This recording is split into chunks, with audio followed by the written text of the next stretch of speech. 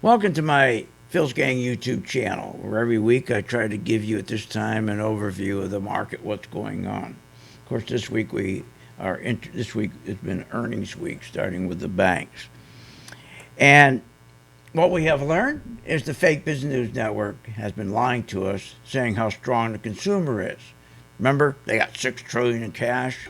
Well, the bank earnings are doing terrible because the consumers are doing terrible, and we've been lied to by the fake business news network.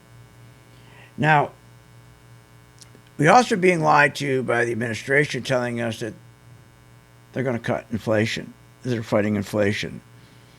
Powell says he's fighting inflation, which that's not true at all. Let me explain why. 4 years ago, we had a window of opportunity to fight inflation. Janet Yellen should have raised rates about 10%. That would have cut the back of inflation. Wouldn't have to do what Vogler did, but at least 10%. That would have been terrific.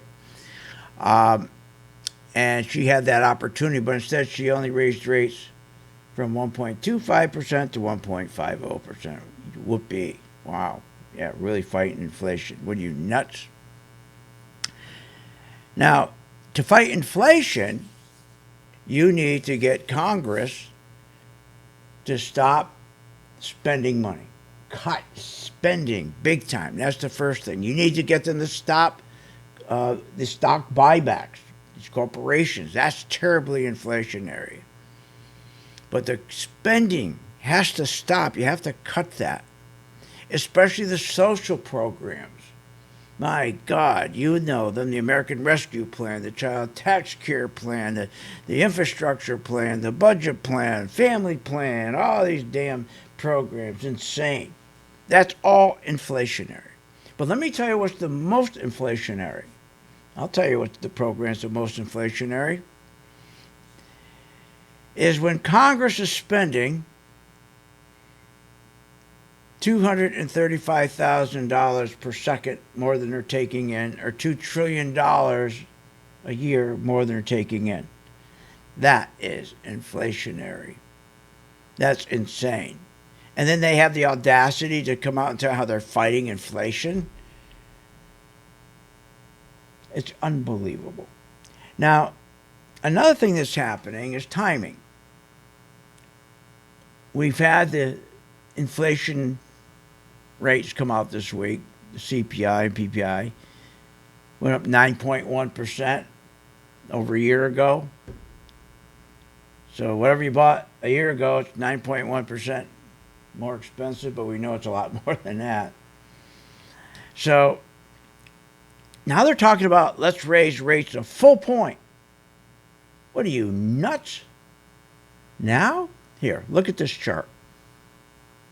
Oil is inflation. Oil and the CPI are the same thing. Here, take a look. Red is oil, blue is inflation. They run together. If oil goes up, so does inflation go up. You can see it right here. If oil goes up, inflation follows. Oil goes down, inflation follows, and so forth. You can see it almost exactly. They go together. Look at here. They go together. So what it's telling us right now is you don't want to be raising rates 75 basis points or 100 basis points when we're starting to see oil prices come down. Because you can't strap people with more payments, and that's what's going to happen, because when they raise rates 100 basis points or 75 basis points, people are going to have to pay more money for their car loan, their credit card loan, their personal loan, their home improvement loan. Now, if 4 years ago they had the opportunity to break the back of inflation, that's great. But to do it now, we'll go into not a depression, a recession. We'll go into a depression. You can't be hitting people this hard at the worst time. See, by letting this inflation run for 14 years, and 4 years ago had been a perfect time to break that inflation. They've been doing it, remember, to make the wealthy wealthier. because that's one reason. Because remember, the asset class, the wealthy, they make money in inflation because inflation pushes up their asset values, whether it's art or anything else. The other reason they wanted inflation at that time and continue to want inflation, because inflation, remember, helps the government discount their debt to China. With all that printing of money, our dollars get weaker, and therefore our debt gets discounted automatically. So if you owe $1 million to China, and inflation's getting worse, the dollar starts all that printing, the purchasing power of the dollar goes down, and so all of a sudden your debt gets discounted. And so that's why they want inflation. So they want inflation to discount their debt. That's terrible. That hurts Main Street. It's crazy. So, and the other reason why they want inflation, because when prices go up, consumers need more money to buy the stuff. It's called credit cards. You buy now, pay it back later. When prices go up, the banks love it because now they will have the Fed print more money. The Fed gives it to the banks. The banks then gives more credit out, so people have more credit cards. They go spend more, and their earnings go up. But now we're finding earnings aren't going up. Why? Because people are starting to default. So that's where we stand right now. What we have is we have Powell and we have this administration that are nothing but liars. They're just liars. They're not doing what they should do. All they have to do is go in and say, look, we're going to cut spending, Congress.